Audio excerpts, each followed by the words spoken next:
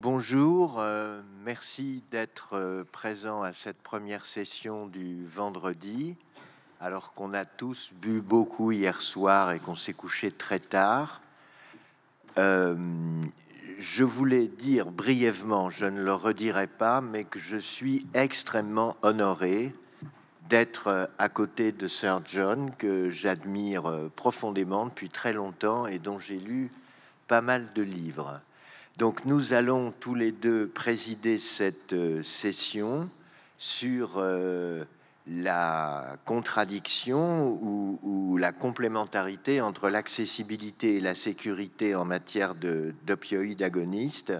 Et je vais donc demander à Ifra Kaminer de nous faire le premier exposé sur les overdoses chez les jeunes, le rôle de l'intentionnalité suicidaire. J'ajoute que, contrairement à ce que ce programme indique, il n'est pas de Minneapolis, il m'a demandé d'insister là-dessus, mais de l'Université du Connecticut. À vous la parole.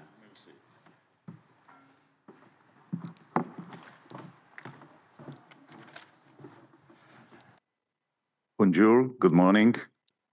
Bonjour. Je vous préviens que même si ce sujet est très sérieux, moi j'ai fait des monologues, je suis comédien et comique en fait. Donc voilà, je vous déclare, je jure que je n'ai jamais mis les pieds au Minneapolis, même si je suis affiliée à cette ville qui est merveilleuse. Donc voilà, c'est une magnifique conférence et je suis très reconnaissante d'être l'un des intervenants. Et en tant qu'Américain, je vais vous dire que c'est magnifique de passer une semaine de craving et detox de McDo, parce qu'il n'y a pas de McDo ici.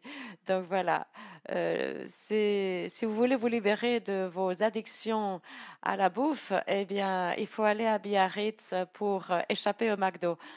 Très bien, eh bien, je vais maintenant parler d'un sujet très sérieux, mais c'est l'éléphant dans la salle. Mais c'est un sujet quand même qu'il faut aborder. Ceci est basé sur une étude que nous avons menée et terminée l'année dernière. Elle vient juste d'être publiée, cette étude, dans le journal dans le journal de médecine sur les addictions et c'est vraiment très intéressant. Voici mes conflits d'intérêts. Acheter, acheter mes livres parce que mes enfants veulent que je sois plus populaire que Harry Potter. Donc voilà, acheter mes livres. La terminologie.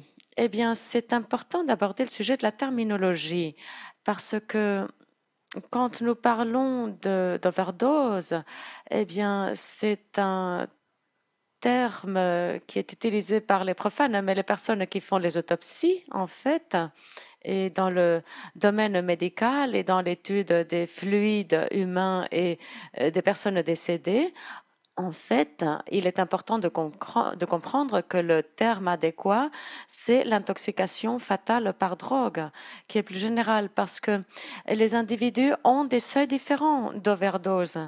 Et ce terme, donc, l'intoxication fatale par drogue, est un terme plus uniforme. Quand je parle de la jeunesse, je parle du groupe de personnes âgées de 10 à 25 ans, c'est-à-dire les personnes qui sont en train de mûrir. Les personnes qui ont 60 ans, eh bien, leur cortex préfrontal n'est plus en maturation comme celui d'un jeune. Par rapport au suicide, eh bien, ce terme doit être défini par l'intention, donc de causer la mort et avoir les moyens d'y parvenir. C'est-à-dire que des fois, il y a l'intention, mais il n'y a pas les moyens. Donc voilà, si suicide comprend l'intention et les moyens. Et il faut également faire la distinction entre la façon de mourir et la cause de la mort. Normalement, on parle de la cause de la mort, mais la manière de mourir porte sur le fait de savoir si c'est un accident, si c'est intentionnel, etc. Et la cause de la mort, eh bien, c'est très spécifique. C'est peut-être une pneumonie ou un traumatisme, etc.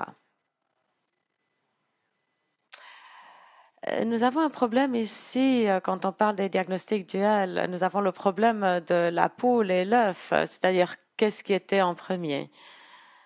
Et finalement, eh bien, la poule et l'œuf ont cessé de se bagarrer et ils ont décidé de vivre ensemble et de ne plus se bagarrer. Donc voilà ici, je vous dresse une image assez désespérée. En fait, il y a eu une augmentation constante du taux de suicide, une augmentation de 67%. Et ceci a augmenté depuis la moitié des années 1900 et maintenant on parle d'épisodes de dépression majeure et parmi ces personnes, un tiers de ces personnes avec dépression majeure développent un usage des substances.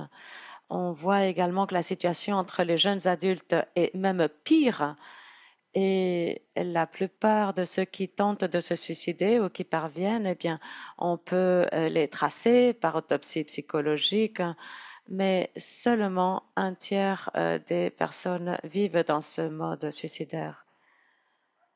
On peut voir également que l'usage de substances, les troubles liés à l'usage de substances et les troubles psychiatriques, l'un de mes collègues de l'université, eh bien, dit que cela augmente 2,5 fois la probabilité de suicide.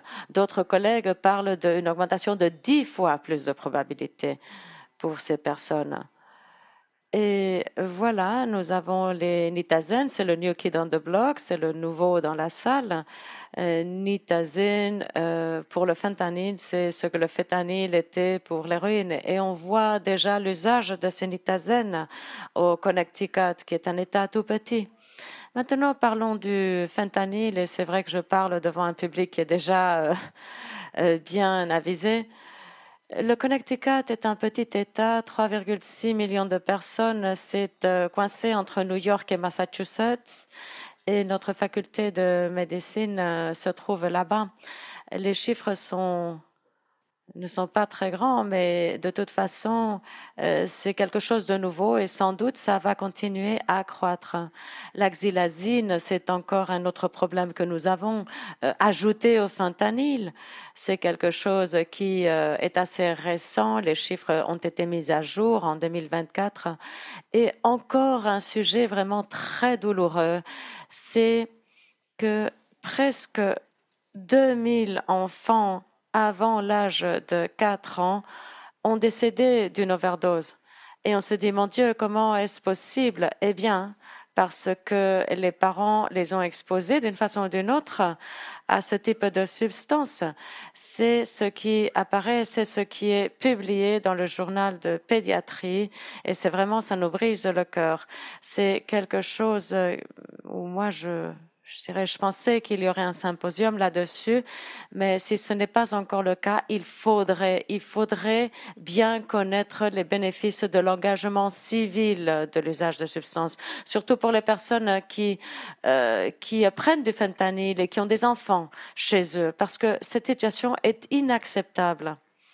Ici, un risque accru de l'usage d'opioïdes avec un âge d'initiation plus précoce, la psychopathologie et d'autres usages de substances sont associés avec un diagnostic.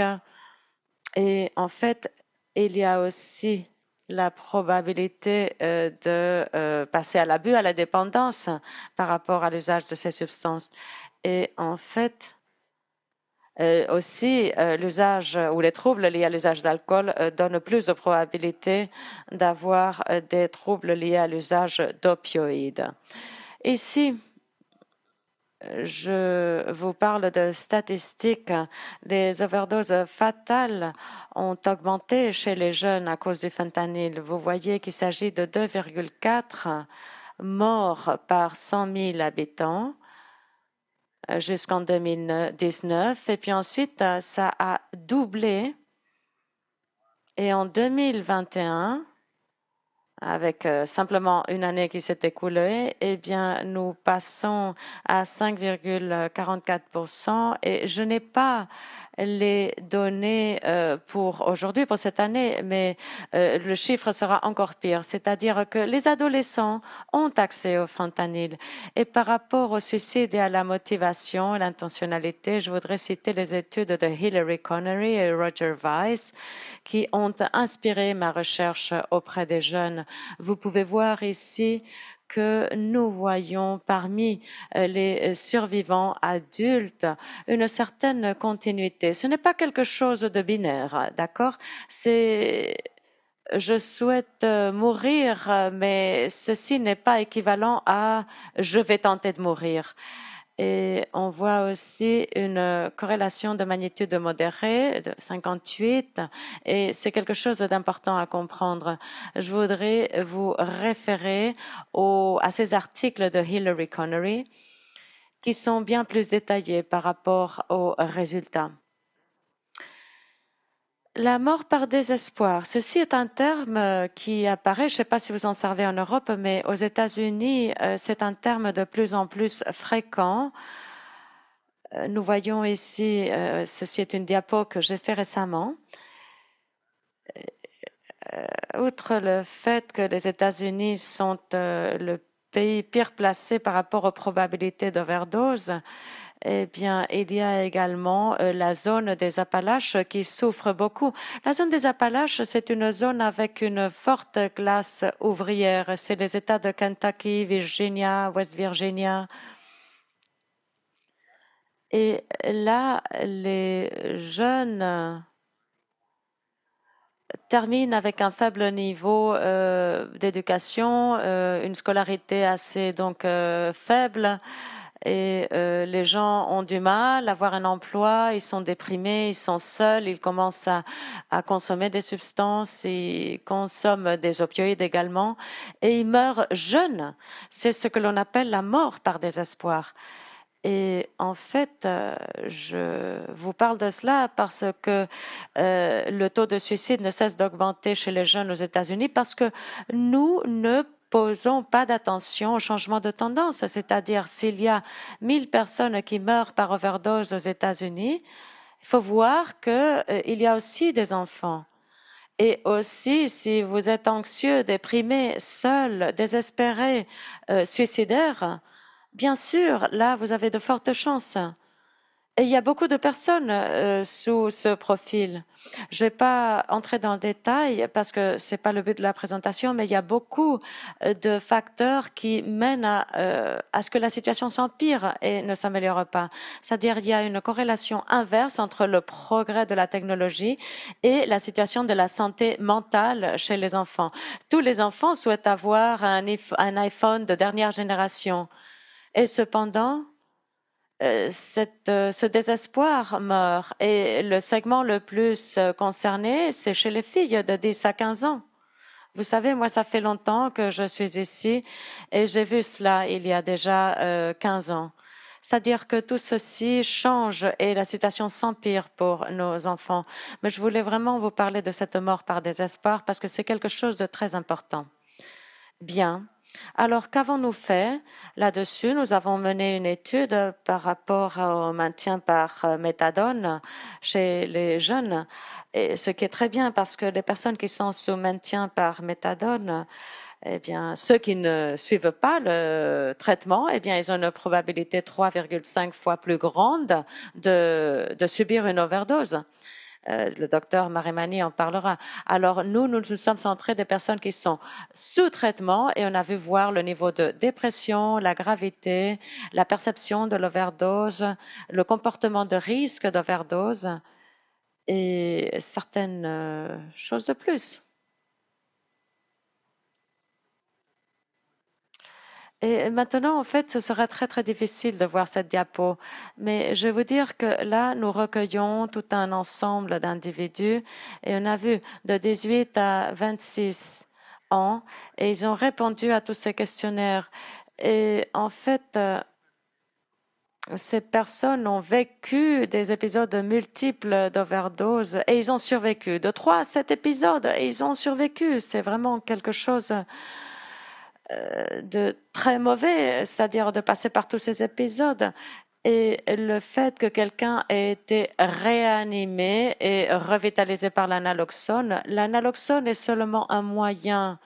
Ce n'est pas le but, parce que vous savez que les opioïdes affectent la médula oblongata et ils ont des effets sur le système respiratoire et cela cause également des hypoxies.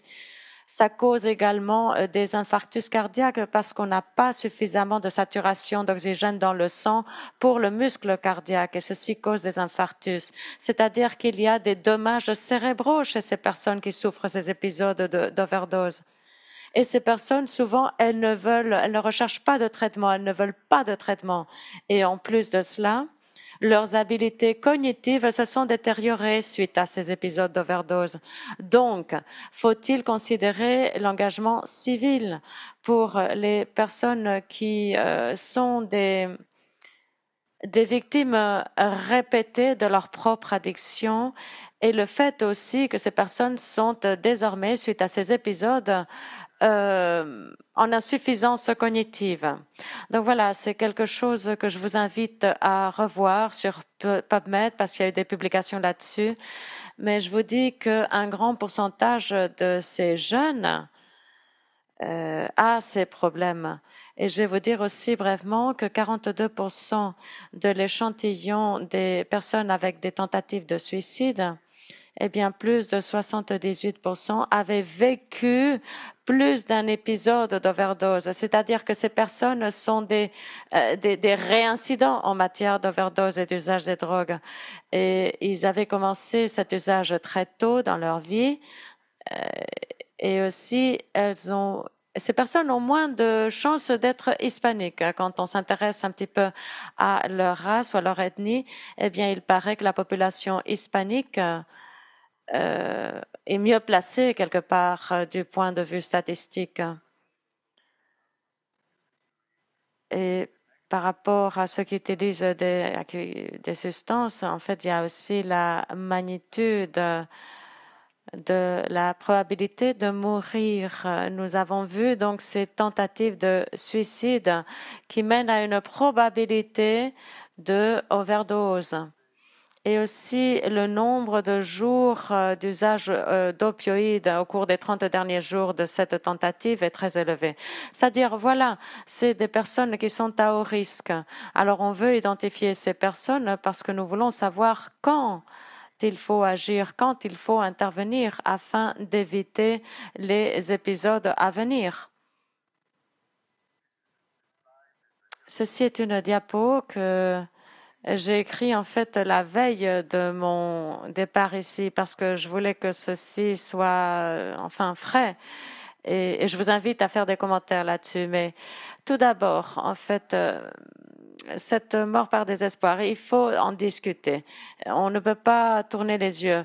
C'est vraiment l'éléphant dans la salle, mais il faut en discuter, surtout parce qu'on parle de mineurs. Et même si ce n'est pas des mineurs, il faut également penser aux parents. Et donc voilà, il s'agit de personnes qui n'ont même pas 25 ans. Alors il faut penser aux bénéfices potentiels, il faut penser à la réduction de morbidité, de mortalité. Et moi, je travaille avec des adolescents et quand on parle avec eux, ils vous disent que j'ai le droit de prendre mes décisions, c'est ma propre vie. Et puis le docteur dit oui, vous avez raison, mais pas sous mes yeux et pas sous ma responsabilité. C'est-à-dire que c'est aussi notre responsabilité de protéger ces enfants d'eux-mêmes. Et c'est plus difficile quand ils sont déjà majeurs et qu'ils ont plus de 18 ans parce qu'ils sont considérés comme des adultes indépendants. Ensuite, la famille, l'implication de la famille est très importante. Il y a certains États où on prend la liberté, disons, de faire la prévention des interventions auprès des mineurs sans la connaissance des parents et ceci mène à des controverses, bien sûr. Ensuite, quelles sont les ressources? Le docteur Strain en a parlé hier dans sa présentation sur la psilocybine. D'où vient l'argent? D'où viennent les ressources? Qui allons-nous former? Et comment le faire? Et quelles sont les alternatives? Et aussi, j'ai parlé de cette image vraiment glauque que je vous décris ici, avec ces enfants qui meurent parce que leurs parents sont usagers de drogue.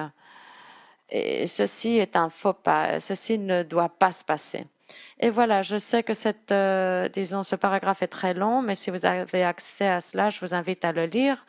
Ça a été publié il y a 6 ans et ça explique pourquoi nous devons considérer l'encouragement involontaire similaire au suicide.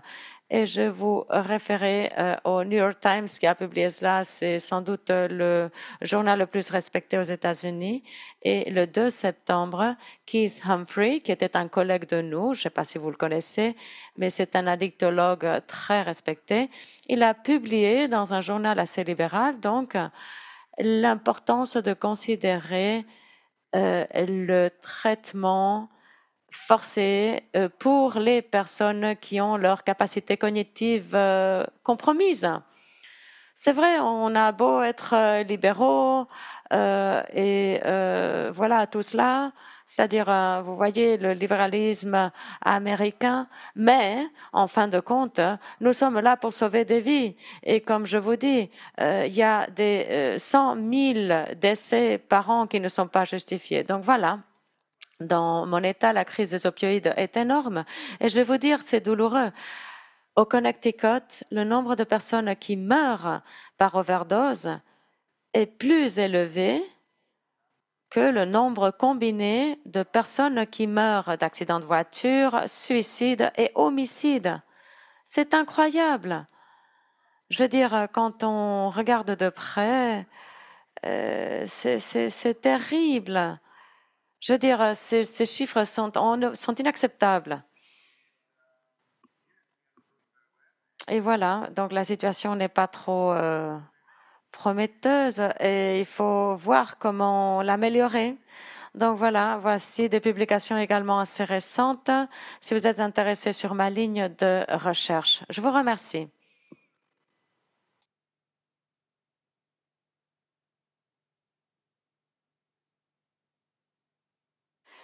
Question maintenant ou plus tard?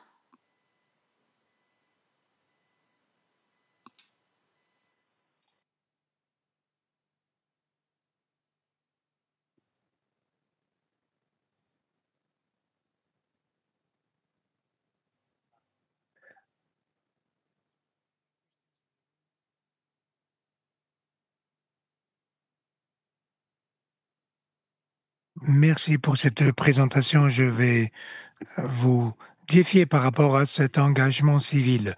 La question qui se pose est la suivante.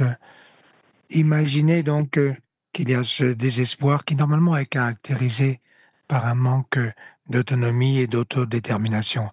Les personnes se sentent qu'elles n'ont plus d'options et n'ont plus de futur devant elles.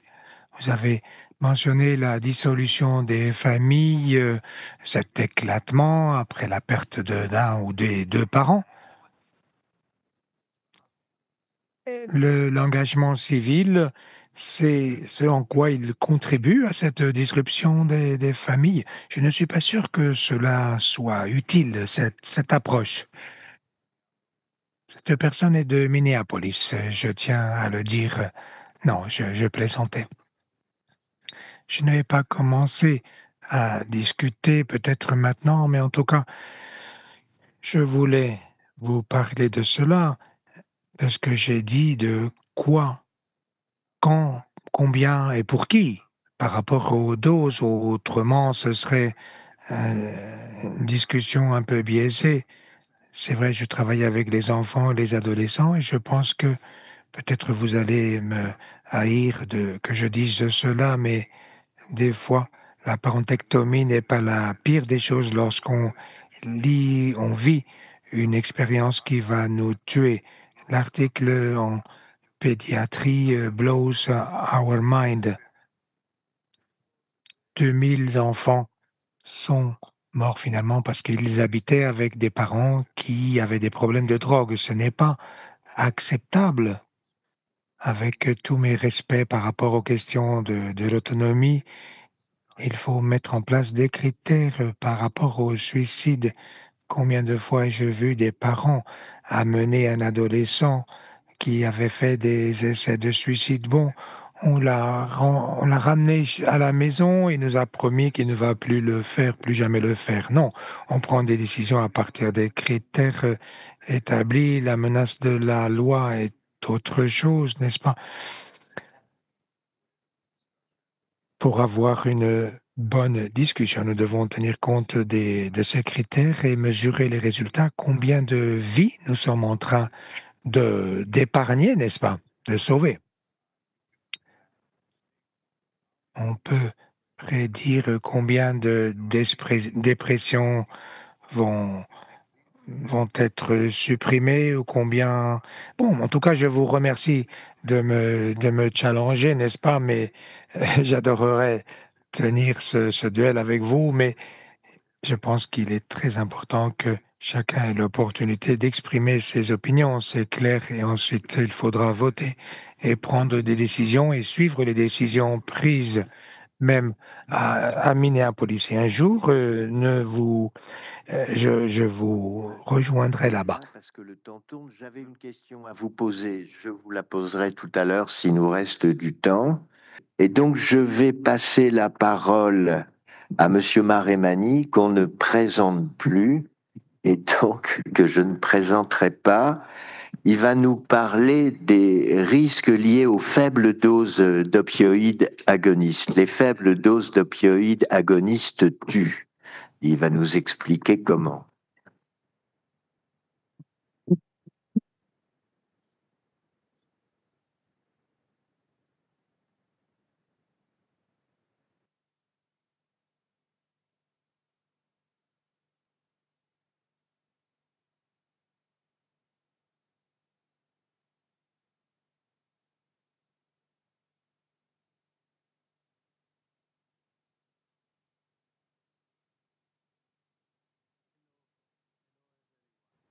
Bonjour, bonjour à tous et à toutes. Je m'excuse que je lise mon texte, mais mon anglais est assez horrible et donc il vaut mieux que je lise ma présentation. Le message par lequel je veux commencer est simple mais fort. Les faibles doses peuvent tuer. Lorsque nous donnons une dose trop faible, les patients ne sont pas protégés. Au contraire, ils sont poussés vers le risque d'avoir recours aux opiacés de la rue. Ce n'est pas une médecine bonne. Le sous-traitement est dangereux, ça laisse les personnes exposées et ça peut amener directement à des surdoses. Voici les conflits d'intérêts, je n'en ai pas. Mary Nice Wonder. Les personnes, donc les toxicomanes doivent être traités comme un patient, non pas comme des délinquants. Et les doses de méthadone, non pas pour tester une nouvelle thérapie, mais pour corriger des erreurs qui avaient été commises lorsqu'ils ont essayé de donner à un patient la morphine qu'il souhaitait. Les conditions ont empiré et la tolérance a augmenté dramatiquement. Uniquement les grandes doses de méthadone ont rétabli la stabilité clinique du patient. Cela a marqué la véritable révolution en passant de la détoxification à la maintenance. Le- la dose a demeuré le challenge principal.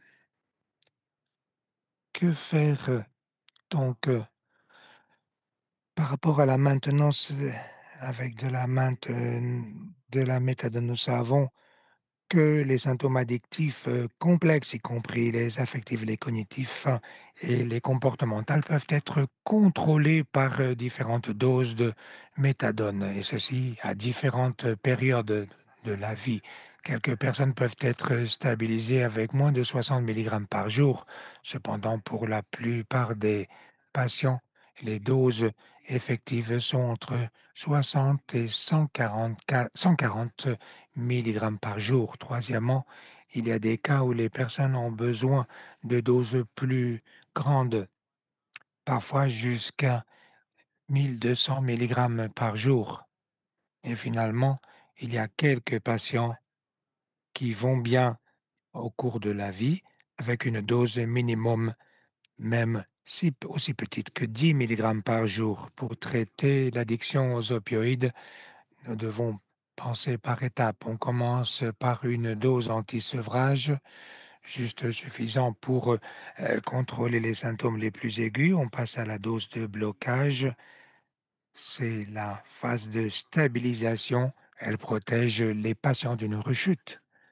Après cela, nous passons à la phase de maintenance ou d'entretien, une dose qui maintient, qui garde les patients stables à travers le temps. Et finalement, nous pouvons graduellement réduire la dose ce- jusqu'à supprimer le médicament. Donc, dans la pratique, il y a 4 types de doses: anti-sevrage, blocage, maintenance ou stabilisation et maintenance finale. Cette comparaison sur les premières années avec des patients avec des troubles duels ou pas.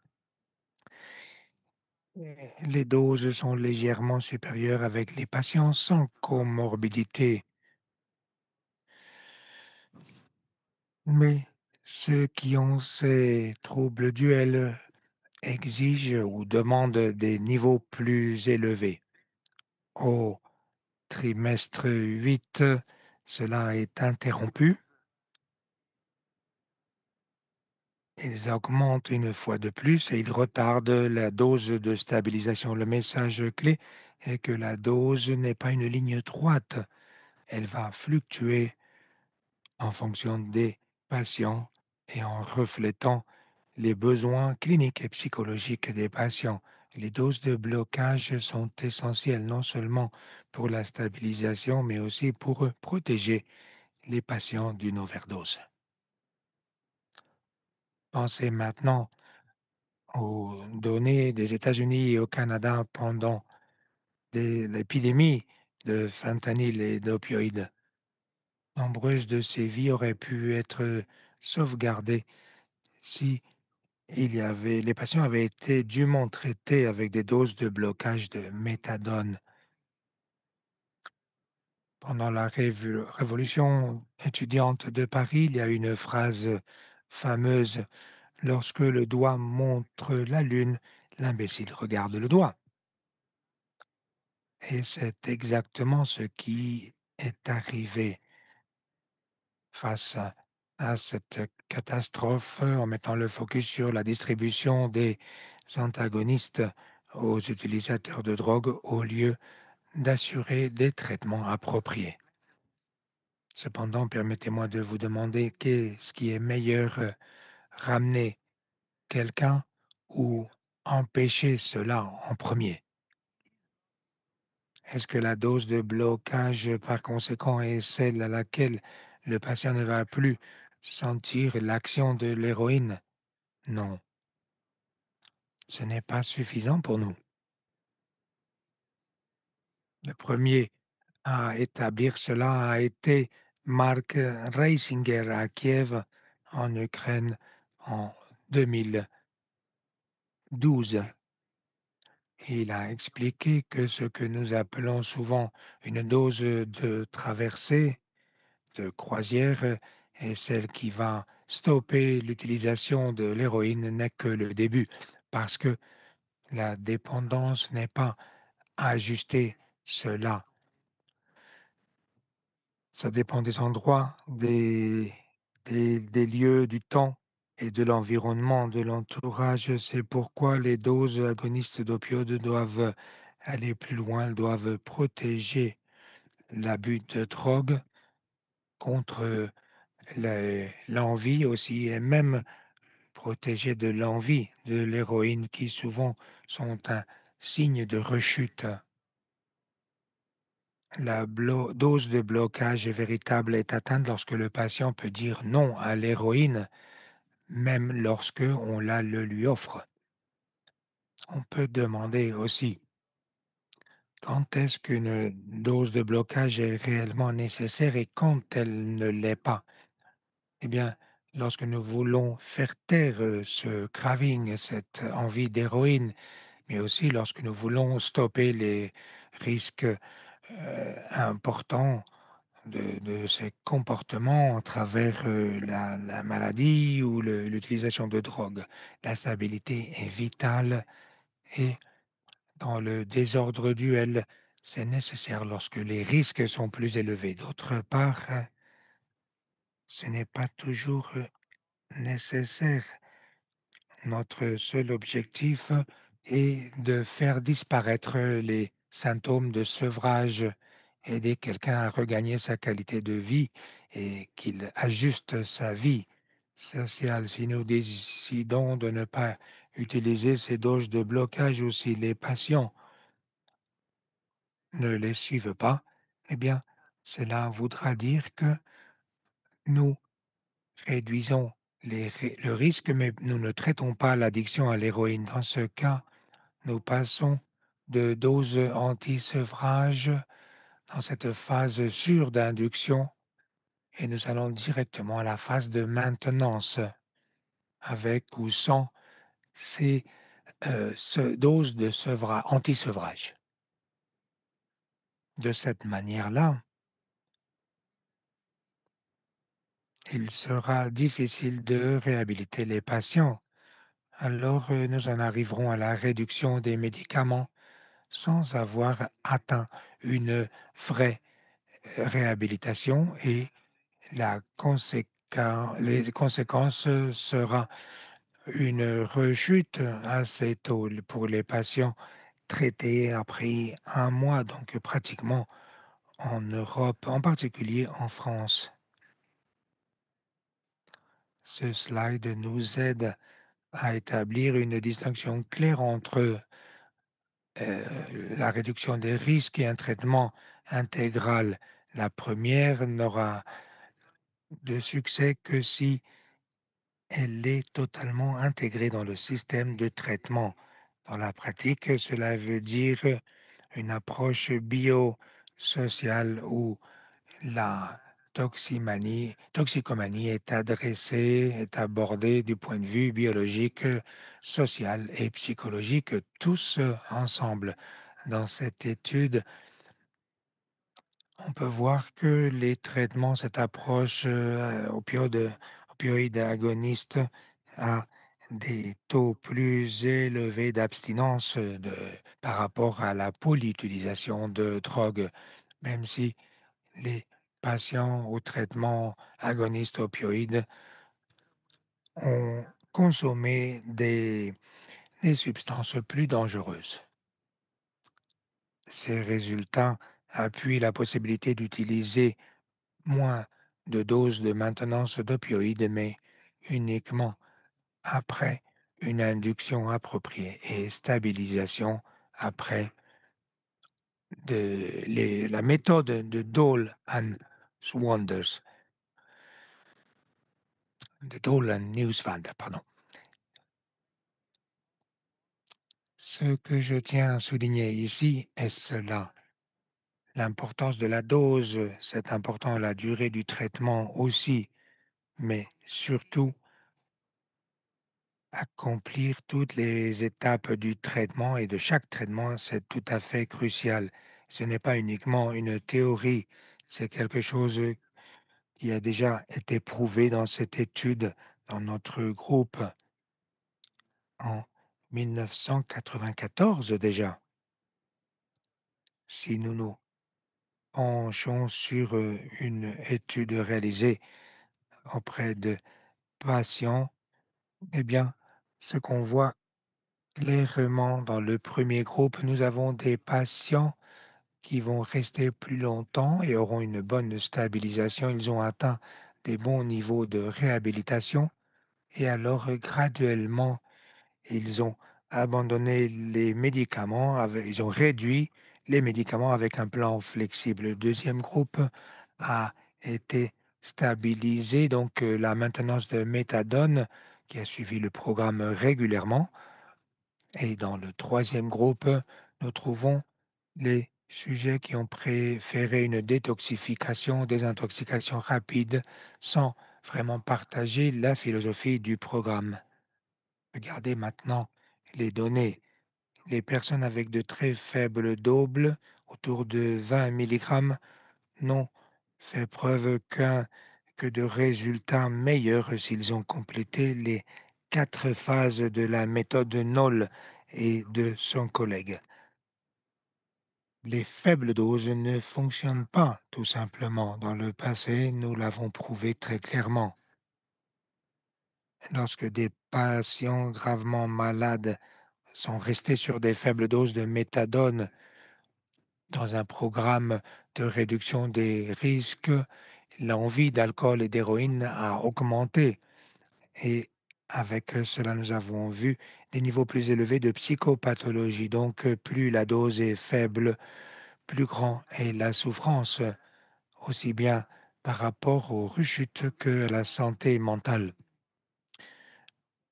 Dans cette méthodologie de dos, lorsqu'elle est appliquée, comme dans cette étude, les résultats sont importants. L'envie d'héroïne, de cocaïne et même d'alcool ont chuté de manière significative lorsque les patients ont commencé le traitement. Et ceci est atteint tout simplement en utilisant les doses de blocage appropriées. Nous avons vu que les doses de blocage doivent toujours être personnalisées. Ce n'est, c'est un chiffre, une quantité qui n'est pas fixée, qui n'est pas établie pour tous. D'après notre expérience clinique, on peut dire qu'il vaut mieux un niveau total de stabilisation en fonction de la date des opiacés. D'abord, ça va dépendre du niveau de tolérance aux opioïdes dans la rue. Deuxièmement, la présence du syndrome douloureux. Troisièmement, la présence d'éléments psychopathologiques, qu'ils soient spécifiques ou liés aux troubles. Et quatrièmement, la sensibilité de nos patients au stress. Nous n'avons pas le temps d'explorer la sensibilité au stress en détail, mais c'est quelque chose qui doit toujours être considéré lorsque nous ajustons les doses de stabilisation. Pour monitoriser nos patients, nous devons aller au-delà de tests d'urine et voir toute cette vue d'ensemble. L'histoire d'addiction, des symptômes psychopathologiques, l'envie d'héroïne, la réaction par rapport à la perte et au trauma, la prise de conscience de soi et la sévérité de l'utilisation de cocaïne ou de cannabis. Donc le monitorage doit être intégral, biologique, psychologique et comportemental, parce que les tests d'urine à eux seuls ne vont pas donc nous raconter toute l'histoire. Si nous corrélons cette information entre la sensibilité de nos patients au stress, on peut voir quelque chose de très important.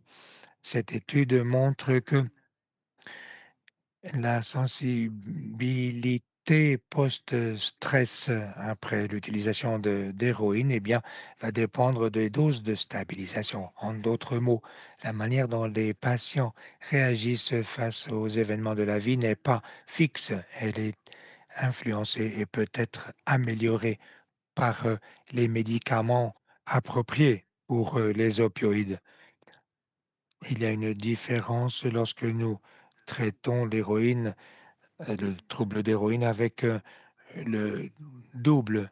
Pour les troubles bipolaires, ils ont été avec 130 milligrammes de méthadone alors que ceux qui n'avaient pas de troubles duels ont reçu 120 mg par jour. Les résultats ont été très semblables. Les deux groupes ont eu un beau taux de rétention et de stabilisation, mais à noter que les patients à troubles bipolaires sont restés plus longtemps en traitement lorsqu'ils ont reçu les doses les plus élevées. Donc les doses les plus élevées ne sont pas un risque, c'est la clé souvent pour garder, pour maintenir les patients en traitement. Voyons maintenant les patients avec des psychoses chroniques en comparaison avec ceux qui n'ont pas de troubles duels.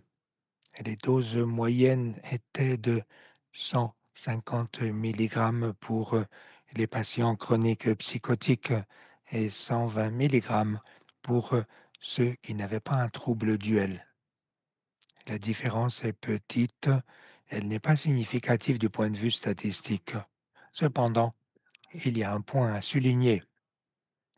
Les patients chroniques psychotiques normalement demeurent moins de temps en traitement et à de plus faibles doses en comparaison non seulement avec les groupes témoins, mais aussi avec les patients bipolaires. Tous les patients, les bipolaires et les psychotiques et les contrôlés ont été stabilisés avec des doses plus élevées que les doses standards. Et cela nous dit quelque chose de très clair. Les traitements à faible dose standard ne sont pas des traitements du tout. Ce n'est qu'une illusion dangereuse. Cependant, les doses les plus élevées sont atteintes dans les patients qui ont eu de plus les plus fortes addictions aux benzodiazépines. Lorsqu'il y a une polyutilisation, le besoin de dose de maintenance ou de stabilisation plus élevée devient encore plus grand. La polyutilisation n'est pas un traitement compliqué, ça pousse, fait remonter le seuil de traitement. Et j'en arrive à la fin de mon intervention. Si vous n'appliquez pas ces doses de blocage ou de stabilisation, peut-être il est temps de traiter votre propre système de traitement.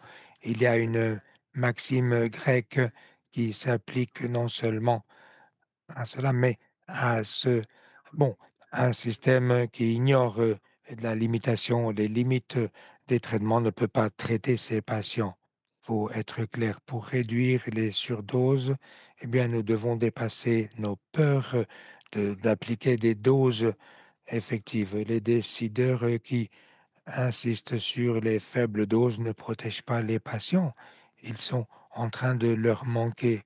La dose appropriée au temps approprié n'est pas un petit détail, c'est ce qui fait la différence entre la vie et la mort. Si la médecine donne trop peu, elle peut tuer de la même manière que si elle administre trop. L'addiction est une maladie et le sous-traitement n'est pas plus sûr. Il peut être létal. L'école de Pisa défend un point. Donner la dose appropriée au moment approprié, ce n'est pas une option, c'est notre devoir. Le reste, c'est l'abandon, c'est abandonner nos patients. Je vous remercie. Donc, les questions seront reportées. Le No, at the end. fin de la Les présentation. questions seront reportées à la fin de la session. Et donc, je vais passer la parole à John Strong. Sir John, à vous la parole.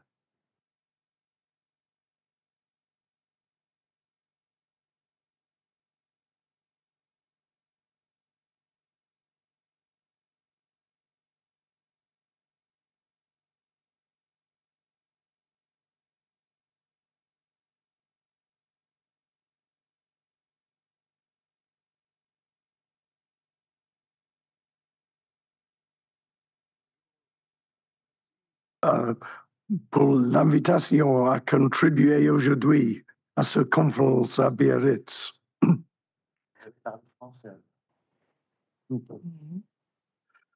C'est un grand honneur et aussi une occasion de renouer des amitiés et de nouer de nouvelles relations. Aujourd'hui, je parlerai de la nécessité d'améliorer la prévention des décès dus à une surdose d'opioïdes, un domaine de science défaut. Comme vous l'en constaterez, ma maîtrise de la langue française n'est qu'au niveau d'un écolier. Et je propose donc que pour la suite de mon exposé, je passe à parler en anglais.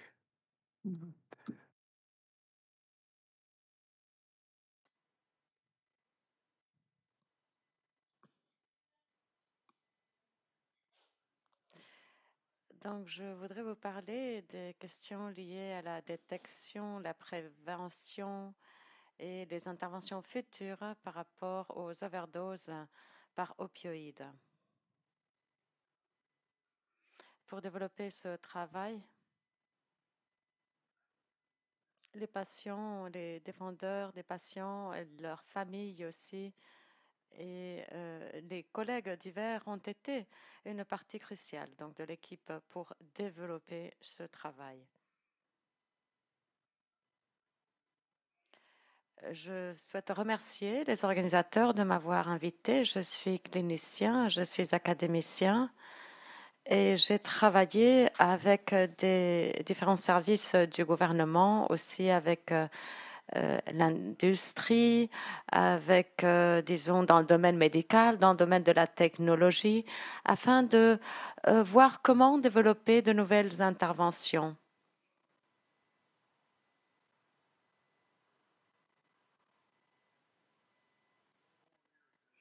Alors, voici la structure de ma présentation. Je vais couvrir 4 domaines. Tout d'abord, la science qui n'est pas faite, c'est-à-dire le fait de se poser des questions sur pourquoi nous n'avons pas réussi à développer une meilleure compréhension par rapport aux overdoses par opioïdes. Deuxièmement, je consacrerai quelques minutes à l'étude NAIPOR, c'est-à-dire comment cela peut nous aider. Je vais vous présenter une partie de l'étude aussi qui concerne la France et donc pourquoi les résultats n'étaient pas toujours les espérés, ce qui était dommage. Troisièmement, est-ce que l'on peut envisager des dispositifs, disons, portables afin de pouvoir détecter les situations d'urgence liées aux overdoses par opioïdes? Et finalement, est-ce qu'on peut améliorer la portabilité de la naloxone? Est-ce qu'on peut la porter avec soi? Alors, tout d'abord, cette science non faite, le fait de penser ce que l'on peut faire par rapport à la mort, pour prévenir la mort, est connecté à la situation, à la détection du VIH, à la situation de la réduction des risques. Je ne vais pas entrer dans les aspects de l'usage de substances en tant que tel, je vais plutôt me centrer sur les dommages que cela pose et les interventions au niveau individuel et au niveau de la société que nous pouvons faire pour éviter ces dommages, ces risques. Alors, si vous voulez voir les questions autour des morts par overdose d'opioïdes, il y a un livre qui est très précieux de Nancy Campbell qui a été publié il y a quelques années et il s'intéresse à différents aspects des overdoses par opioïdes avec un focus porté sur l'Amérique du Nord, mais aussi avec un regard sur l'Europe. Je vais maintenant passer quelques minutes à vous décrire l'étude NAIPOR. NAIPOR, eh bien, nous sommes en train d'analyser les données issues de cette étude, c'est-à-dire que je pourrais seulement vous parler de l'échantillon que nous avons utilisé et dans une autre occasion, je vous présenterai bien sûr les résultats. Tout d'abord, une explication sur les origines de cette étude. Quand l'entreprise pharmaceutique Mundipharma préparait et développait le spray nasal de naloxone, que vous connaissez aujourd'hui sous le nom de Nixoid dans de nombreux pays, eh bien, on a proposé qu'il était important de combler la brèche de la littérature dans la matière avec une étude prospective, c'est-à-dire à quel point la naloxone fournie était utilisée, c'est-à-dire à quel point les usagers s'en servaient en cas de besoin. Alors, cette étude n'a pas reçu le soutien nécessaire au début, mais finalement, quand l'entreprise pharmaceutique a présenté le produit pour l'approbation de l'Agence des médicaments européenne, alors là, il y a eu donc l'exigence de fournir une étude sur l'efficacité. Et il n'y avait plus l'opportunité de négocier donc avec Mondi Pharma. On a décidé avec eux que nous ferions une étude prospective pour les individus qui recevraient de l'analoxone sous le format injectable ou bien sous le format nasal. C'est ainsi que l'étude est apparue. Nous avons fait un suivi de 6 mois. Alors, pour les personnes de l'audience qui ne sont pas européennes, nous avons 2 produits en Europe de naloxone. Nous avons une seringue pré-remplie avec 0,5 mg de naloxone qui s'appelle Pranoxad et nous avons 2 sprays nasaux, 1,8 mg, 1,6 mg respectivement. Et voilà donc les produits principaux à base de naloxone que nous utilisons en Europe. Et il est intéressant de voir que ces produits varient. Aux États-Unis, on se sert d'un spray de 4 mg, un spray nasal, c'est-à-dire que c'est 2 fois la dose de notre spray nasal et 2 fois la dose aussi que le spray Ventizolve. En France, je crois que vous n'avez pas ce dispositif portable. Si vous voulez connaître les détails, voici les protocoles de cette étude. Je ne vais pas entrer dans le détail, mais je vais simplement signaler certains points. C'est une cohorte prospective avec 1400 personnes que nous avons recrutées, auxquelles nous avons fourni cette naloxone dans différents pays. Et nous avons tenté de voir dans quelle occasion, au cours de cette période de 6 mois, dans quelle occasion il y avait donc d'overdose d'opioïdes et quand est-ce qu'il y avait donc la possibilité d'intervenir avec l'analoxone. Et vous le saurez sans doute, nous avons séparé 2 groupes, 50%, 50%, un groupe spray nasal, mais ceci ne faisait pas exactement partie de l'étude. Ceci, c'est ce que les cliniciens voulaient fournir de la part des différentes agences. Alors, nous avons étudié les personnes, les usagers d'opioïdes qui étaient en traitement ou aussi les usagers qui n'étaient pas en traitement, aussi les membres de la famille, les amis et des personnes proches des usagers. Notre focus principal porte sur les 900 personnes qui étaient usagères sous traitement. Nous avons d'ailleurs un échantillon de 123 personnes qui n'étaient pas sous traitement. Et ces personnes font l'objet de notre analyse en ce moment. Je voudrais également faire passer certains messages avant d'aborder d'autres sujets. Il y a eu une forte présence dans cet échantillon d'overdose, 27% de présence d'overdose. C'est-à-dire que là, on se demande s'il y a l'opportunité d'intervention. Et la réponse, c'est oui. Il y avait donc cette opportunité d'intervention, surtout parmi l'échantillon sous traitement, aussi avec ce suivi à 6 mois. Et nous avons également vu que c'était assez facile de suivre cet échantillon par le biais de ces programmes de traitement. Nous n'étions pas sûrs qu'il soit facile de les suivre.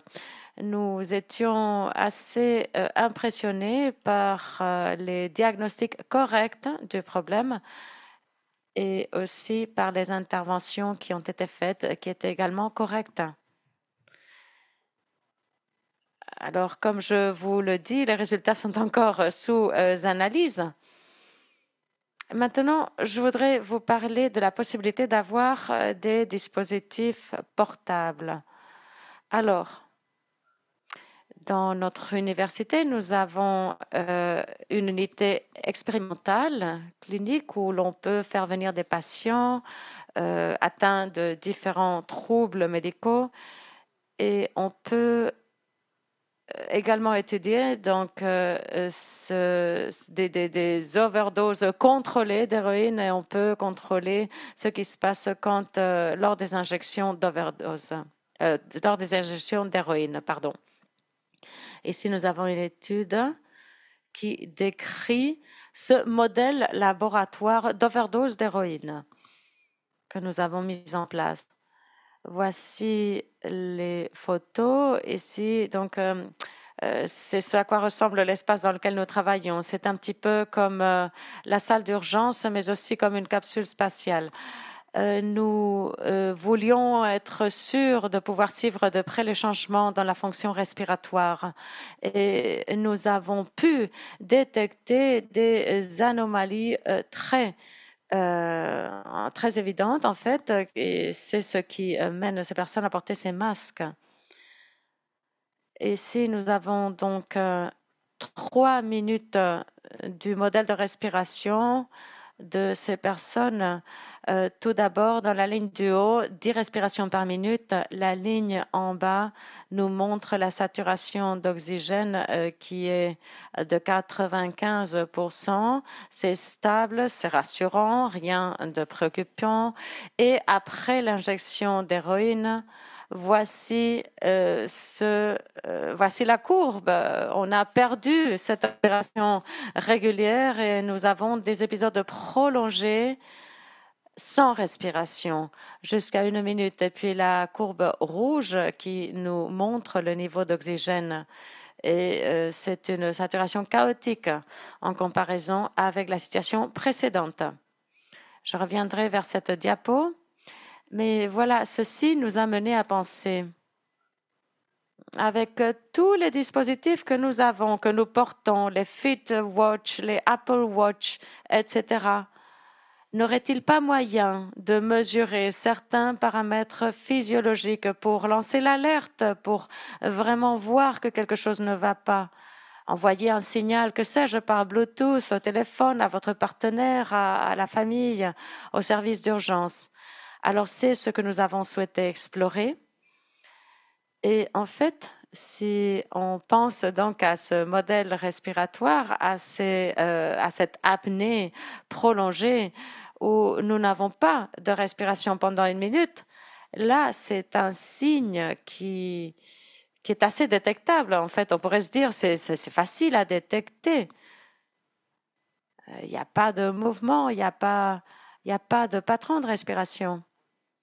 Donc, c'est ce que nous avons étudié. Nous avons travaillé avec une petite entreprise en Écosse qui a développé un capteur portable. C'est donc ce capteur que vous avez vu. Maintenant, nous avons un article qui décrit le dispositif. Si vous voulez en fait le lire, il y a beaucoup de détails donc, sur ce dispositif.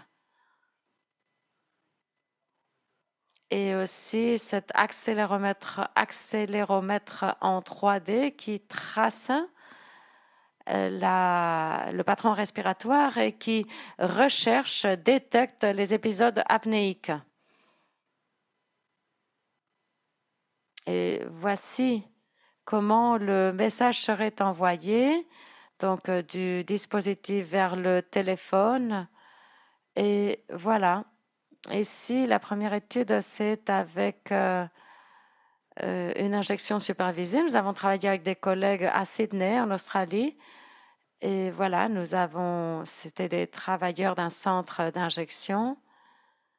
Et avec les chiffres, je vous donne les chiffres, nous avons enregistré plus de 1000 injections dans ce centre. Il y avait dans certains cas des préoccupations cliniques sur la possibilité que l'usager d'opioïdes ait eu des problèmes, mais qui ne soit pas une urgence. Dans un cas, il y a eu une overdose et nous avons vu donc l'histoire médicale et les traces de notre capteur au cours de tous ces épisodes. On va voir ce à quoi ça ressemble. Donc voici les traces détectées. Je ne vais pas entrer dans le détail. Je n'ai pas tout analysé, mais il y a quand même un article publié la semaine dernière avec ces traces, en fait, si vous voulez connaître les détails. Il y a eu également un article sur un protocole. Ce sera notre prochaine étude. On va s'intéresser aux personnes qui portent ce dispositif constamment. Nous allons faire une étude aussi chez les populations sans domicile fixe pour déceler ces événements chez cette population et voir si vraiment avec ce dispositif, on peut identifier les overdoses mineures. Et voilà, on est en train d'analyser les données. Moi, la semaine prochaine, quand je rentrerai chez moi, j'obtiendrai les résultats. Et finalement, on se demande, est-ce que nous ne pourrions pas avoir une version plus portable de la naloxone? Parce que c'est vrai que des fois, les produits à base de naloxone, eh bien, ils sont un petit peu encombrants. Et voilà, les usagers doivent, disons, se promener avec une petite mallette et ça va pas marcher. Aussi, une alerte, je vais vous demander en fait votre participation. Après quelques diapositives, je vais vous demander de scanner un code QR et de répondre à certaines questions sur comment, pour nous aider à raffiner un petit peu les décisions que nous devons prendre. Alors, nous avons un problème important par rapport à la fourniture de naloxone. La plupart des pays ont de bons distributeurs. Voici les données de l'Écosse et vous pouvez voir que au cours de cette période de 10 à 12 ans, nous voyons les barres plus sombres qui montrent donc l'accès à la naloxone qui a augmenté, donc cette disponibilité de naloxone, 8% seulement en 2011 jusqu'à 70% en 10 ans. C'est-à-dire, voilà, c'est très bon.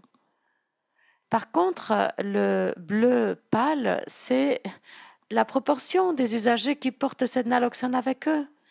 Et voilà, ça varie de 5 à 15% ou de 5 à 21%. C'est-à-dire que on a beau avoir accès à l'analoxone, les personnes ne prennent pas l'analoxone avec elles quand ils vont s'injecter. Ici, nous avons des résultats similaires, en fait, donc des variations entre les différents pays européens, mais voilà, la plupart des usagers ne portent pas avec eux l'analoxone, même si on leur a fourni. Et Don de Jalais ici a fait un travail avec d'autres collègues à New York. Il s'est intéressé aussi à d'autres questions. Que pouvons-nous apprendre par rapport aux différentes habitudes de porter l'analoxone? Moi, je pense que c'est un sujet qu'on n'a pas suffisamment considéré par le passé. Ça mérite plus d'attention. Alors, voilà, on s'est intéressé à tout cela. On a pensé à aborder donc ces limites de l'analoxone nasal aussi, tout le monde a, enfin, pour avoir l'analoxone nasal, il faut que la muqueuse nasale soit intacte, il ne faut pas être enrhumé, etc. Il y a également le problème du fentanyl. Dans les départements pharmaceutiques, on a développé des preuves de concept, on a analysé différents formats, la naloxone congelée, la naloxone sèche, pour vraiment maintenir la stabilité et pour arriver à ce que le contenu puisse se dissoudre instantanément dans la joue. Voilà, on est en train d'analyser la viabilité de ces produits. Mes collègues dans les centres pharmaceutiques testent les différentes températures, les différents degrés d'humidité. Et nous avons reçu du financement gouvernemental pour faire avancer tout ce travail. Ici, vous voyez une petite démo sur l'image. Il s'agirait d'une bandelette avec 10 doses de naloxone avec une disposition immédiate. Ce serait de la taille d'une carte de crédit, c'est-à-dire vous le mettez dans votre portefeuille et 2 ans plus tard, quand vous avez votre situation d'urgence, il faut juste se souvenir que vous avez la naloxone dans votre poche. J'ai pas le temps de vous montrer cela en vidéo, mais voilà, c'est ce à quoi ressemble. C'est comme une carte de crédit. Et maintenant, nous en sommes au moment où nous avons montré la viabilité. On est en fabrication. Voici le premier lot il y a quelques mois. On a testé la stabilité du produit. Il y a encore des tests de stabilité à ce jour. Et voici le lot pour de volontaires sains. C'est une étude que nous allons lancer le mois prochain. On verra les niveaux dans le sang, c'est-à-dire on va étudier si l'analoxone est absorbé rapidement et de façon efficace pour savoir s'il s'agit d'un produit vraiment compétitif pour l'avenir. Et aussi, nous sommes à un point où il faut décider ce que l'on pense par rapport aux paramètres clés. Il faut prendre des décisions maintenant sur les paramètres que nous considérons comme importants. Et bien sûr, si vous souhaitez nous aider, eh bien, je vous invite à scanner ce code QR pour participer et nous aider, nous donner un petit peu vos réflexions par rapport aux décisions que nous devrons prendre à l'avenir. Alors, je vous donne une minute. Je n'ai que 2 diapos de plus. Et peut-être que quand quelqu'un aura terminé, si vous voulez lever la main pour m'assurer que j'ai le temps pour terminer.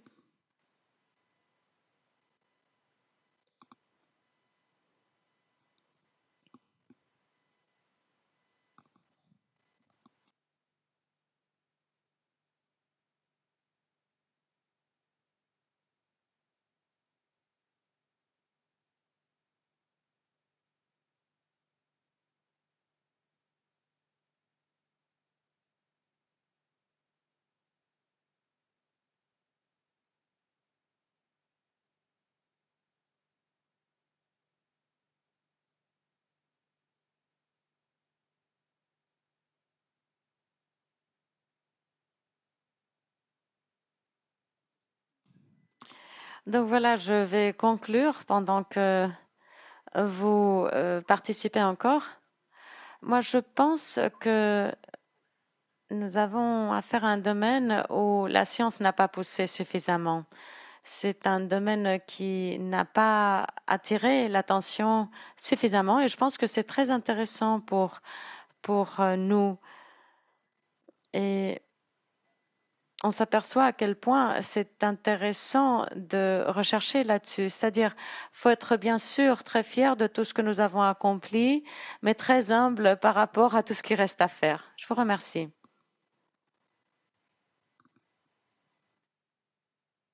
Merci, Sir John. La dernière intervention sera celle de Marie-Geoffrey Rousti de l'INSERM et qui va nous présenter la dernière enquête Coquelicot.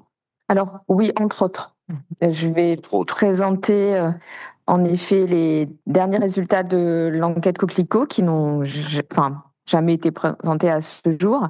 Mais je vais également présenter des résultats d'autres enquêtes qu'on a menées et qui viennent d'être publiées. Donc, je suis Marie-Geoffrey Roustide, je suis sociologue, chercheur à l'INSERM, et donc je vais vous présenter des éléments sur l'évaluation de la politique de réduction des risques en France, des avancées, mais des populations encore discriminées dans les soins. Et donc, je remercie toute l'équipe d'ATHS pour cette invitation. J'ai toujours plaisir à venir dans cette conférence où voilà, les débats sont particulièrement intéressants et on a la possibilité de rencontrer également les acteurs de terrain et les personnes directement concernées.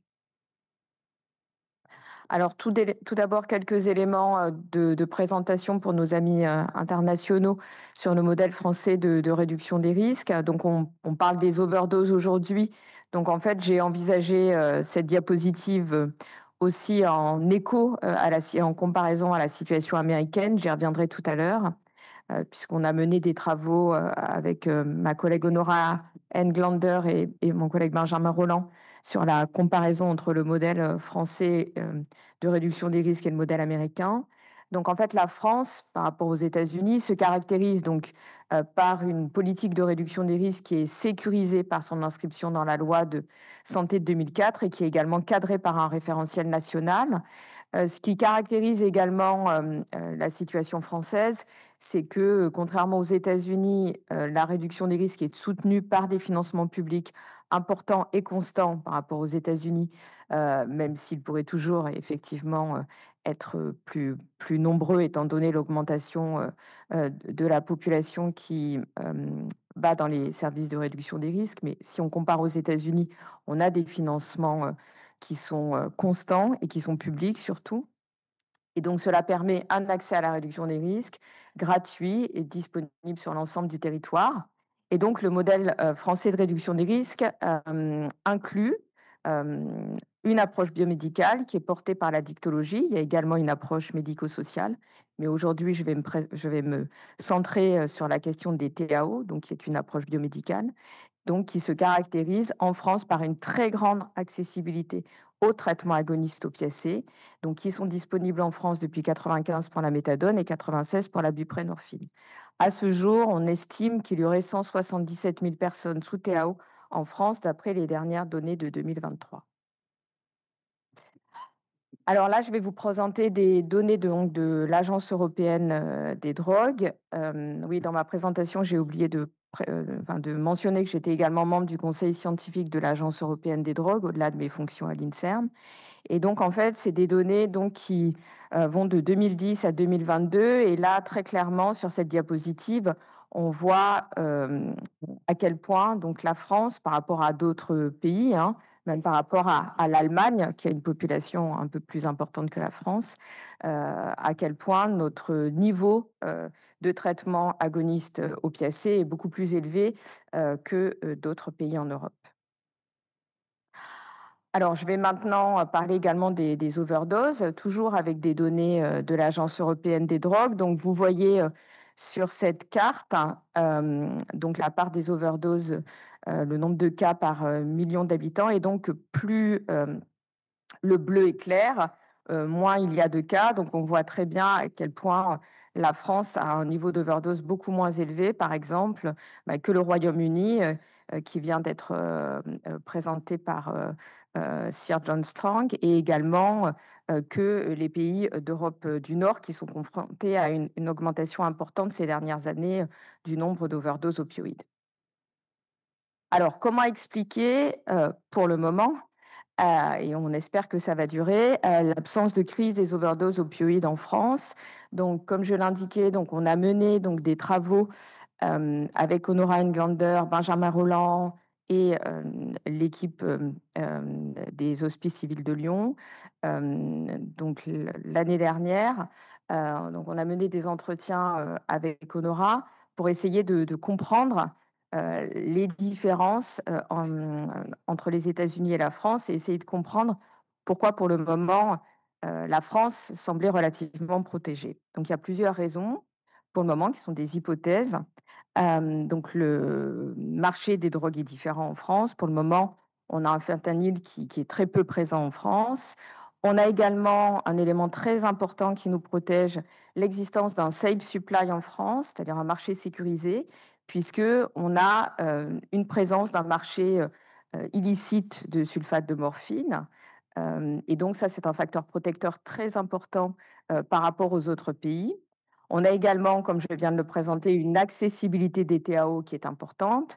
Donc, la prescription de méthadone et de buprenorphine en médecine de ville, dans des centres de traitement des addictions et de réduction des risques, mais également dans des bus bas seuil, ce qui n'existe pas aux États-Unis.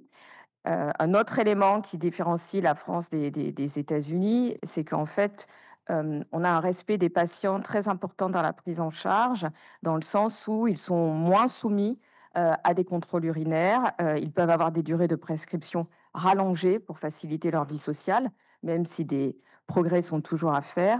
Et enfin, on a un encadrement et une sécurisation des opioïdes qui est garantie par l'Agence nationale de sécurité du médicament, qui surveille de très près les éventuels risques liés aux opioïdes. La publicité est interdite en France et on a un contrôle strict des conflits d'intérêts.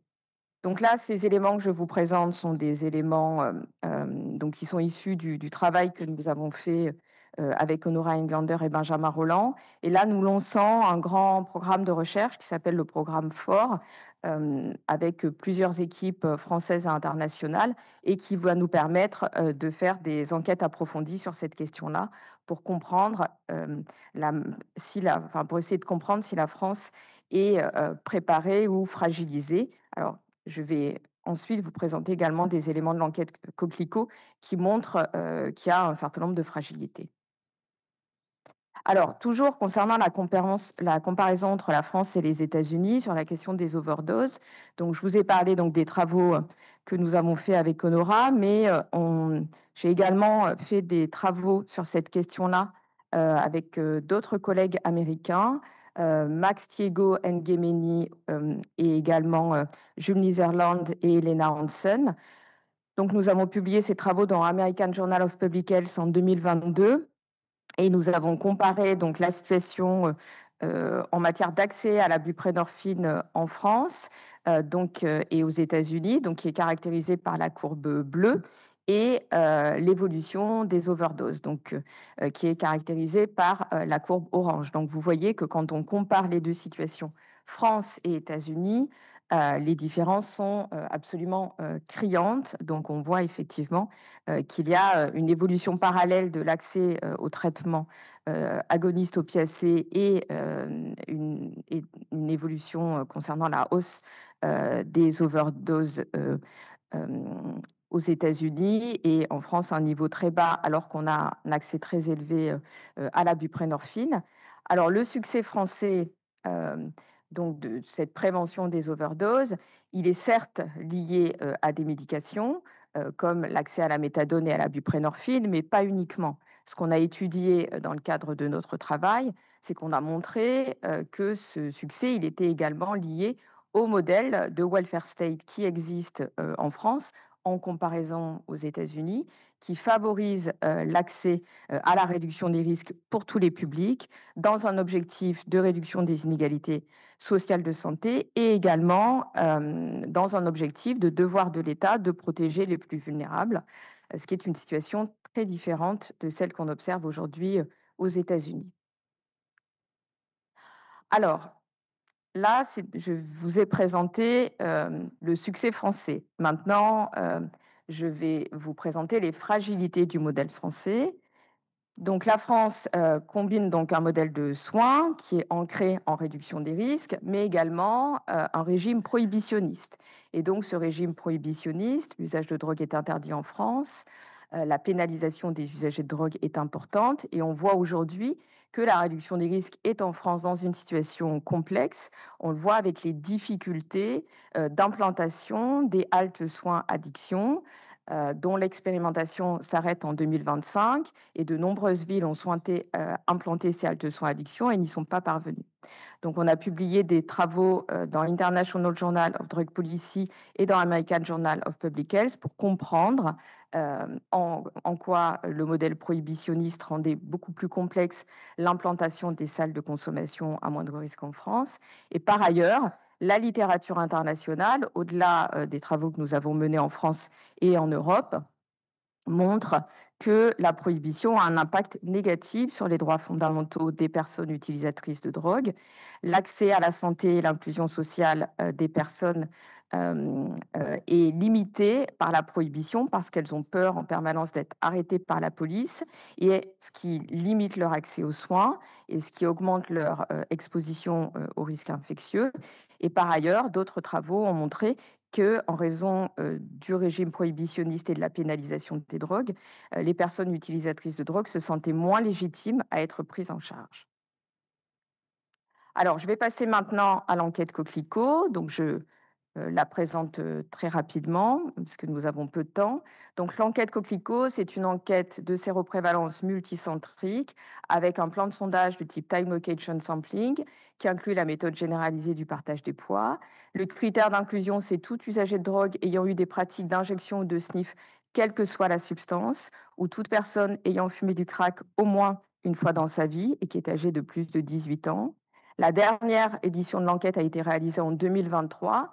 Nous avons recruté 2125 usagers qui ont été tirés au sort dans 195 structures et dans 27 villes en France. Les structures qui participent à l'enquête sont les XAPA, les CARUD, mais également tout service accueillant des usagers qui correspondent à ces critères d'inclusion. Et donc, on répète cette enquête depuis 2004 avec différents objectifs, dont un des objectifs est de contribuer à l'évaluation de la politique de réduction des risques. Alors, voilà les résultats de l'enquête Coquelicot qui étaient annoncés et qui sont inédits, que je présente pour la première fois. Donc, un des résultats très préoccupants de l'enquête Coquelicot, c'est la question des refus de soins. Donc, dans cette enquête, pour la première fois, nous avons mesuré les refus de soins. Alors, en 2004, nous n'avions pas de questions sur les refus de soins, mais dans l'édition 2011, nous avions ajouté des questions sur les difficultés à obtenir des seringues. Et en fait, en 2011, on avait 30% des usagers qui avaient participé à l'enquête et qui fréquentent les CARUD et XAPA, qui nous avaient rapporté avoir des difficultés à obtenir des seringues. Donc, on a ajouté dans l'enquête 2023 tout un bloc de questions sur les discriminations dans les soins. Et donc là, les données montrent qu'on a 24% des usagers qui déclarent avoir eu un refus de soins de la part d'un médecin pour leur prescrire des TAO. 22% des usagers ayant participé à l'enquête déclarent avoir eu un refus de la part d'un pharmacien de fournir des TAO avec ordonnance. 19% un refus de la part de pharmaciens de délivrer des seringues. 15% un refus de prise en charge par un médecin généraliste. 13% un refus de prise en charge aux urgences. 4% un refus de prise en charge en XAPA et 3% un refus de prise en charge en CARUD. Donc, il s'agit de résultats extrêmement préoccupants, sachant que dans l'enquête Coquelicot, on inclut des populations qui sont incluses dans les soins et dans la réduction des risques, et non pas des populations cachées qui sont certainement confrontées encore plus à des refus de soins. Et alors, on a regardé en analyse multivariée, toutes choses égales par ailleurs, quels étaient les facteurs associés au refus de soins. Et donc là, ce que les analyses ont montré, c'est que les facteurs associés au refus de soins sont d'avoir été injecteur au cours de la vie, d'avoir vécu des événements traumatisants au cours de sa vie, d'avoir subi des discriminations en raison de son origine ethno-raciale, d'avoir été consommateur de crack au cours de la vie, d'avoir été hospitalisé en psychiatrie et également d'avoir fait une overdose au cours de la vie.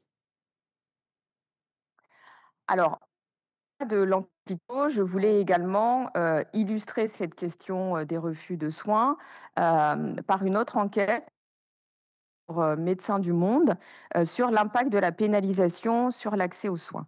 Et là, c'était une enquête qualitative que nous avons réalisée en 2022-2023. Et donc, ce que cette enquête montre, c'est que malgré l'inscription de la réduction des risques dans la loi de santé 2024, cette politique de réduction est fragile. Donc, en raison de la pénalisation des drogues et du statut paradoxal de la réduction des risques dans un contexte de prohibition qui favorise la discrimination des personnes utilisatrices de substances.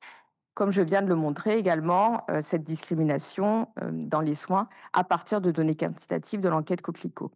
Et là, notre recherche que nous avons menée avec Médecins du Monde et avec une approche différente qui était une approche qualitative, mais au cours de la même période, a montré que l'accès aux seringues est parfois difficile, même dans les grandes villes. Et donc, une des explications de ces difficultés dans l'accès aux soins, c'est le changement de génération de professionnels qui ont été, sont aujourd'hui moins impactés que ne l'avaient été les professionnels qui exerçaient dans les années 80-90 par l'hécatombe de l'épidémie de VIH. Donc en fait, ce que nous indique cette professionnelle qu'on a interrogée en entretien, elle nous dit, j'ouvre les guillemets, c'est une citation, il y avait dans ma ville quelques pharmaciens qui, de façon historique, travaillaient avec les CARUD et qui se sont arrêtés avec les renouvellements de pharmaciens. On a de nouvelles générations qui arrivaient avec des anciens qui partaient à la retraite et ces nouvelles générations ne souhaitaient pas du tout, je vais même le dire de façon assez brutale, c'est ce qu'ils nous disent aussi, de voir un tox dans la pharmacie avec des propos assez virulents. Moi, en tant que professionnelle de CARUD, j'ai été très étonnée qu'on ne délivre plus de seringues dans certaines pharmacies. À mon avis, il y a un refus qui vient de cette figure du toxico-injecteur aujourd'hui qui fait peur dans les pharmacies. Ces données qui montrent encore une fois la discrimination dans les soins, renforcée par la stigmatisation des usagers de drogues injecteurs, sont confortées par des données de l'Agence européenne des drogues qui montrent que les seringues distribuées en France ne couvrent que la moitié des besoins. Ça veut dire qu'on a la moitié des injections qui ne sont pas réalisées avec des seringues stériles. Donc ces données montrent qu'il y a une stigmatisation importante en lien avec la question de l'usage de drogue. Et donc des travaux de psychosociologues et de sociologues ont montré que les liens entre la stigmatisation et la santé sont très forts. Le stigma est un des éléments clés des inégalités sociales de santé. Le stigma favorise le stress, la honte, la dépression, l'isolement et les problèmes d'adaptation et a donc des effets néfastes sur la santé des individus. Par ailleurs, le stigma détermine négativement les attitudes des professionnels de santé qui vont être ensuite réticents à soigner ou qui vont maltraiter certains patients en raison de leurs pratiques et de leurs caractéristiques qui sont stigmatisées, comme avec l'usage de drogue. Et certains patients, par ailleurs, c'est le cas de certains patients qui souffrent d'addiction, vont garder le silence sur leurs problèmes de santé, limiter leur recours à des services de santé par crainte de subir des attitudes et des discours stigmatisants de la part des professionnels de santé.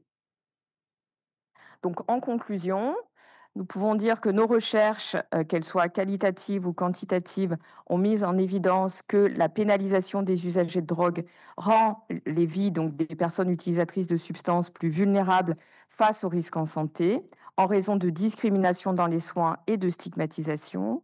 Ces discriminations, par ailleurs, concernent certains publics, comme nous l'avons montré dans l'enquête Coquelicot, les personnes qui ont eu recours à l'injection, les consommateurs de crack, les personnes qui ont par ailleurs des troubles psychiques et également les populations racisées. Donc, on voit qu'il y a un certain nombre de stigmatisations qui s'accumulent les unes aux autres et qui favorisent encore plus ces discriminations. Donc, on peut dire qu'aujourd'hui, le modèle français de réduction des risques et de prévention des overdoses est fragilisé, compte un usager sur 4 rapport avoir expérimenté un refus de prescription de TAO et un usager sur 5 un refus de délivrance de TAO avec une ordonnance.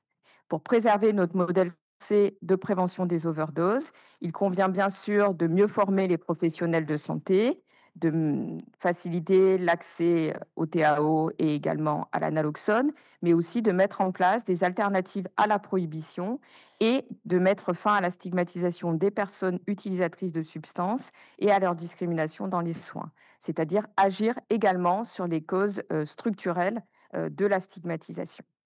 Et pour terminer, je voulais remercier toutes les personnes utilisatrices de substances et les professionnels qui participent à l'enquête Coquelicot.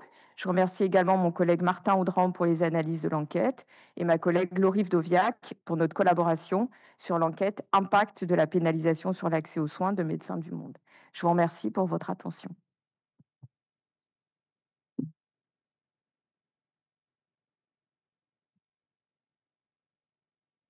Bon, alors je suis bien embêté parce que ma montre avance un tout petit peu, mais il doit être, on n'est pas loin de 11 heures moins le quart, donc je ne sais pas très bien quoi faire. Voilà, c'est ce que me conseille Marie. On va prendre quelques questions. Est-ce qu'il y en a dans la salle? Oui, je vois un bras qui se lève, au moins un.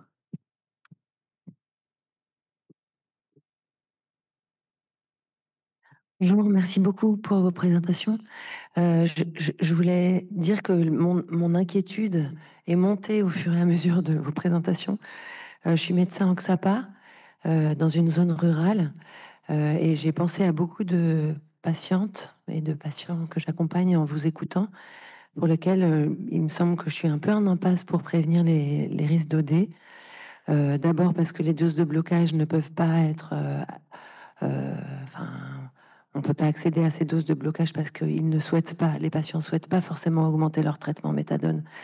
Et je pense à des gens qui prennent leur méthadone le matin, vont travailler et consomment de l'héroïne le soir en rentrant du boulot. Et je pense à une dame qui prend 3 grammes le soir en rentrant et qui est à, par exemple, 90 mg de méthadone le matin. Elle ne veut pas augmenter sa méthadone. Et elle me disait lors de la dernière consultation que, en fait, l'héroïne était de plus en plus forte et, que voilà, qu'elle était seule chez elle. Et que le principal biais d'accès pour moi à la naloxone est le fait et qu'il y a beaucoup qui sont seuls. L'usage de la naloxone, c'est compliqué pour ça. Donc j'étais très intéressée par l'histoire du capteur de monsieur John Strong, parce que pour les personnes isolées, ben, voilà, le principal frein à l'accès à la naloxone, c'est le fait de ne pas être isolé. Deuxième chose que je voulais dire par rapport à l'enquête Coquelicot, en fait, dans l'Exapa, on est vraiment embêté pour les moyens RDR parce qu'on n'a pas de budget pour avoir suffisamment de matériel de réduction des risques.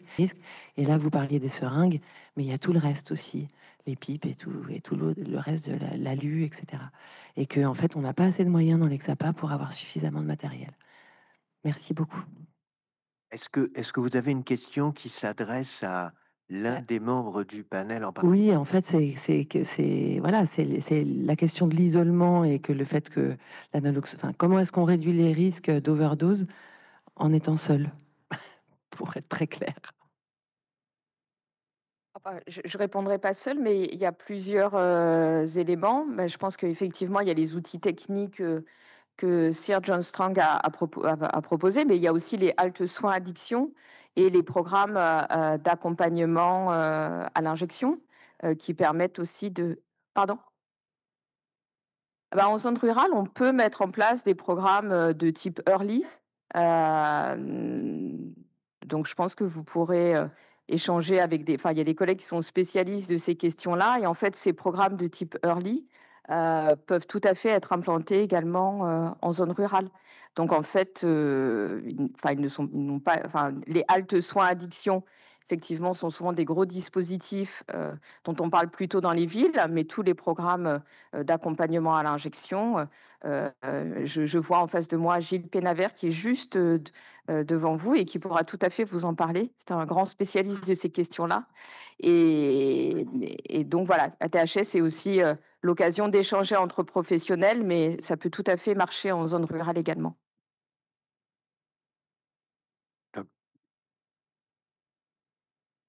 Hello? Yeah, that's okay. Uh,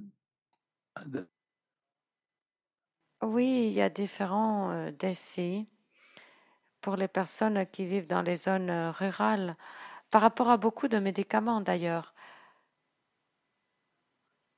Si vous avez des services d'urgence ou si vous avez un défibrillateur en cas de crise cardiaque, enfin, c'est pour cela que nous devrions penser à des produits qui soient faciles à porter sur soi, comme Epiven. Là, vous avez besoin d'une attention spéciale. Enfin, il faut penser à des produits que l'on puisse porter sur soi. Ça fait partie de la solution. Par rapport à cette question, John, enfin, je ne suis pas sûre que l'innovation doive suivre un processus graduel. Des fois, on peut sauter des étapes. Pourquoi avez-vous sélectionné un détecteur loop de boucle ouverte plutôt qu'un détecteur de boucle fermée pour fournir l'analoxone? En fait, c'est parce que c'était plus facile. Et c'est vrai que l'autre choix peut soulever beaucoup de questions éthiques et peut provoquer beaucoup d'angoisse. Si vous avez un dispositif de boucle fermée et que vous administrez un antidote de façon automatique, il peut y avoir beaucoup d'angoisse de la part de la communauté usagère. Parce que ce dispositif pourrait se déclencher de façon accidentelle ou se déclencher quand quelqu'un a une intoxication modérée mais non fatale.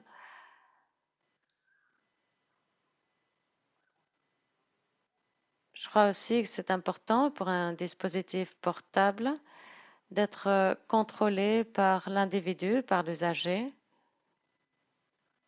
Et en fait, il y a des discussions très intéressantes avec des collègues sur qui doit décider quel niveau d'oxygène, c'est-à-dire à partir de quel niveau cela mérite une intervention.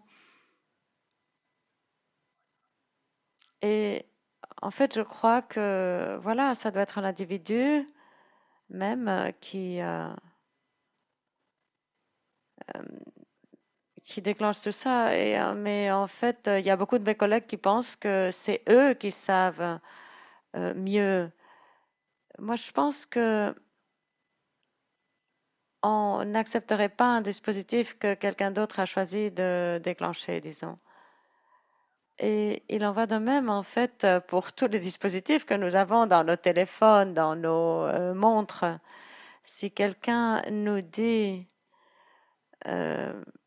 que, voilà, que le dispositif pour exercice, si je dois moi-même le configurer, ce serait peut-être mieux. Moi, je voudrais vous poser une question. Moi, je suis un psychiatre d'adolescents. Alors, le terme informé du point de vue du développement, c'est quelque chose de très important. C'est-à-dire que, d'après la perspective des adolescents, quel message lancez-vous pour ces jeunes, à savoir, bon, c'est pas grave, pourvu que j'ai ma naloxone, si quelque chose cloche, j'ai toujours la naloxone. Pour moi, la question, c'est, là, je vous lance une idée. Je vous lance une idée, en fait, pour un essai. Est-ce que vos clients, vos patients, qu'est-ce qui va changer leur perception? S'ils veulent être en maintien par méthadone et s'ils veulent contrôler ou arrêter une drogue? Parce que, voilà, les études de Roger Weiss, de Hilary Connor, les études que j'ai fait moi-même sur ces tendances suicidaires. Vous voyez, je suis allée à un concert de rock de Iggy Pop et je pense que, voilà, il disait, nous allons tous mourir, alors défonçons-nous de toute façon. C'est quelque chose de culturel et c'est une question de développement également. Bon, moi je pense que le domaine des interventions pour éviter les dommages d'une intervention et les dommages d'une overdose, eh bien, tout ceci, bien sûr, soulève beaucoup de questions. Il y a beaucoup de préoccupations dans le débat public par rapport à des comportements qui augmentent le risque. Et il y a peu d'évidence de comportements qui augmentent le risque, mais le phénomène existe. Et oui, il en va de même pour toutes les activités à risque. Il y a en fait de la littérature qui parle de la compensation du risque. Et en fait, aujourd'hui, il y a la tendance à accepter de plus grands risques parce qu'il y a encore, il y a aussi également plus de sécurité. Par exemple, le fait de porter des ceintures de sécurité quand nous conduisons, c'est vrai que en même temps, nous conduisons de plus en plus vite, sachant que nous avons la ceinture de sécurité. Mais c'est vrai que le bénéfice global se traduit quand même en moins d'accidents. Un autre exemple, le ski, le snowboarding, avec les gens qui portent aujourd'hui un casque et les gens font du ski de façon plus agressive quand ils portent un casque, mais en cas d'accident, ces accidents sont moins graves. C'est-à-dire, il y a des domaines qui sont assez épineux, qui ne sont pas faciles à aborder, mais cela mérite un débat très important pour nous, pour les familles, pour la société, sur quel type de politique mettre en place. Et oui, voilà, je pense que ça mérite un débat bien intéressant. Je voulais vous poser une question, mais je crois que le temps passe trop vite. Et donc, nous allons clore cette session et profiter donc bien du temps qui vient avant que tout ne reprenne. Merci.